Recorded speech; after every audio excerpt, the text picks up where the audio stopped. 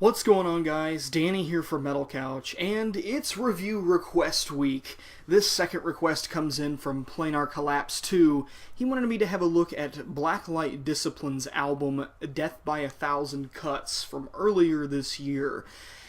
And this album took me completely by surprise.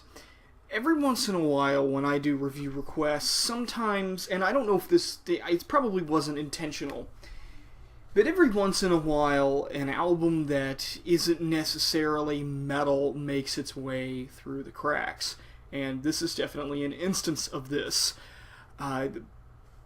Honestly, I tried Googling this band.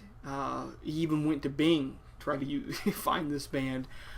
Because I'm like, okay, well, where's their Metal Archives page? They don't have one. They don't have a Wikipedia page. I was trying to learn more and more about this group, and there's almost nothing. There's a Facebook page. So, I don't really know how big this band is. I don't really know much about them until I started listening to them, and I heard everything I had to know about, that I needed to know about this band. It's... How do I put this? This band is primarily electronic. I'm not really that big into groups like this. This is a group that uses distorted guitars and synthesizer as primary instruments. It has a very industrial feel to it, and industrial is just not my groove. So I'm not sure if this is necessarily going to be a bias. Well, of course it's a biased review, but biased against the style of music, because I'm just going to go out and say it. I don't like industrial. I think industrial is incredibly repetitive, and the majority of the groups that I've listened to with industrial are just the same. It's the same stuff over and over again, and there's really not much of a variety within that genre.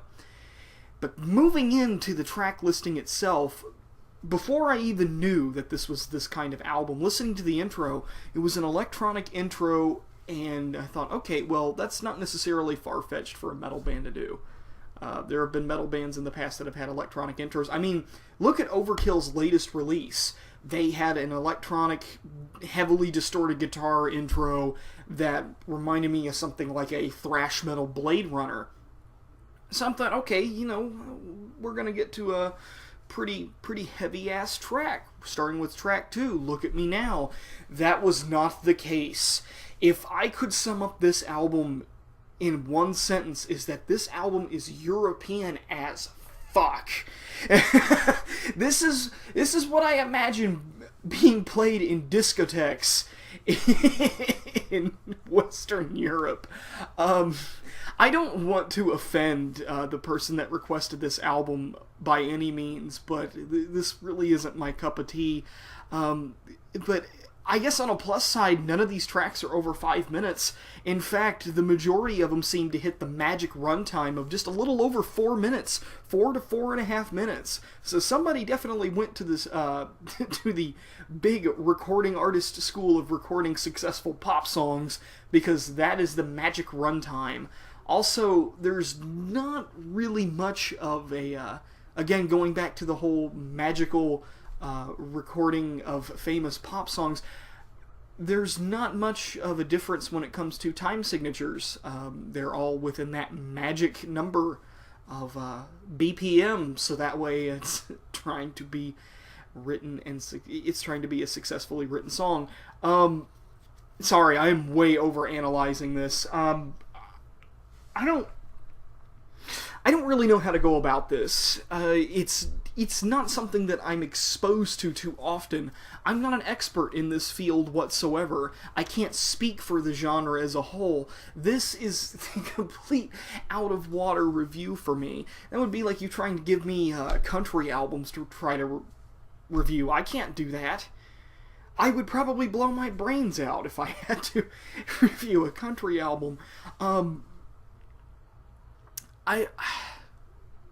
This is also tongue-in-cheek. I don't know anything about these people. I don't know how big they are. I hope that they never see this review because it's not a positive one.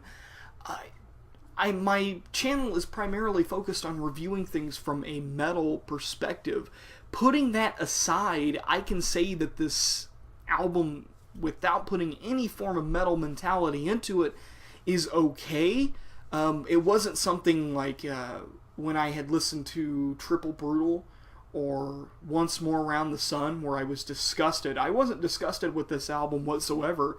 It was more or less I fired it up, and when it started I was like, okay, so this is happening now. So, I mean, it wasn't unpleasant to listen to, but at the same time, I cannot speak for this genre. From a metal perspective, this is not a metal album at all. This does not even remotely qualify as a metal album, not even with distorted guitars. Anybody can put that in electronic music. Not really anything there that's... I mean, production-wise, I know the drums aren't real, but the drum production's pretty good.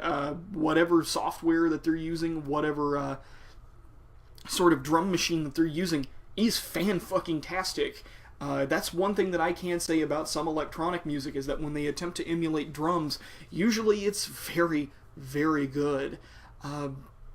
Putting aside the metal mentality, if I had to give this album a grade out of 10, I would... It's difficult. I wasn't offended by the album in any way. I just feel completely neutral, and with that, I have to give it a 5. It is a solid neutral, right down the middle. I can neither lean towards the side of it being good or being bad. It's just, it exists. However, the album art is pretty badass. I saw that album art, I'm like, oh, this is probably going to be a really good metal album. But then I was disappointed. So, Planar Collapse, I know that you watch a lot of my reviews. I hope you don't get offended by this, but this is just not my cup of tea, man. So, it's 5 out of 10 for me. Danny here from Metal Couch, signing out.